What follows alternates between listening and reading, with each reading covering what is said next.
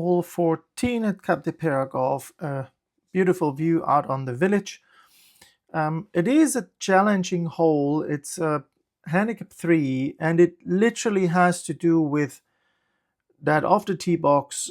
You don't really see a lot. It's uphill. It's not so easy to define where the fairway is visually, and we have to do a mental effort to allow ourselves knowing that if I'm playing it up here, there is enough room up here. There's plenty of room, even though it doesn't look like that from down here. So there is a mental effort that we have to do, that the body has to be calm when hitting the shot because it knows there is enough space. It's again managing curves. If you're a left curver, then you're in trouble here. You'd have to know where to aim. If you're a right curver, then you have to know where to aim, so the starting point is more here. It can't be over here because you'll be catching bushes and everything. So there is difficult tee shot situations which then need you to be mentally prepared. So it is better when you are kind of like preparing your round in a way that you know on that hole the tendency is to panic because there's no space, because I can only see bushes and I don't really see the fairway. So then having a good aiming point where you know, okay, if I aim there, I should be fine. That is kind of like an important step. Then how to calculate uphill and downhill distances, that comes into play with our second shot when we play up to the green. If we are somewhere with the driver between in here somewhere, then from here, if we are here, then we have like 100 to 150 meters, somewhere like there. So if we play uphill like here, we have to know how much extra shot distance that is, and we have to know how to get these distances and how to calculate that. That's also something we talk a lot about. It is obviously something that has to do with the sighted lies from the fairways, because when you are having sighted lies like here, you have a situation where the fairway literally slopes that way. Then you would usually resort back to 3/4 shots.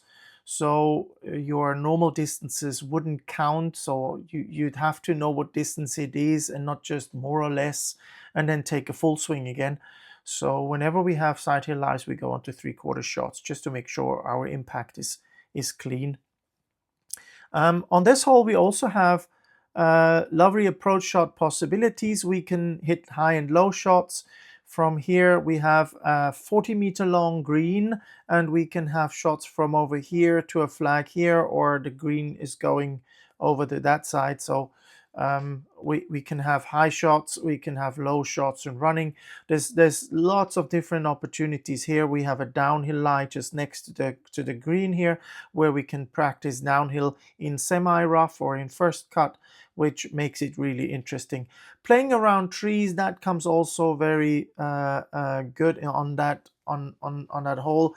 We have a big tree here on the side, and I'll usually place some golf balls some 20-30 meters further back and see if they ignore the tree and then hit the tree, and say, yeah, it's like 60 meters, I'd take the pitching wedge and then they hit it into the trees.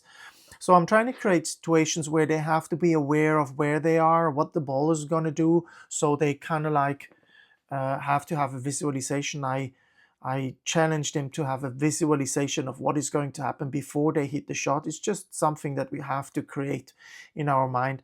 We have quite long putts. Sometimes we can do the long putts. So 30-40 meter putts, which is also fun on this hole. So around the green to the right here, there's a lot of downhill slope. So there is quite some high approach shots that we can practice, like with the sandwich, high approach shots. That comes in handy because also over this side the ball's actually gone. That's no man's land, so there is some kind of risks in the back as well. So we try and take care of that as well.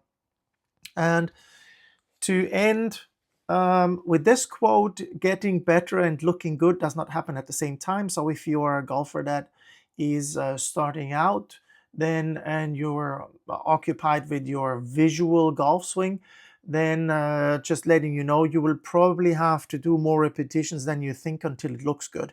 So I would challenge you to first make it functional and then make it look good.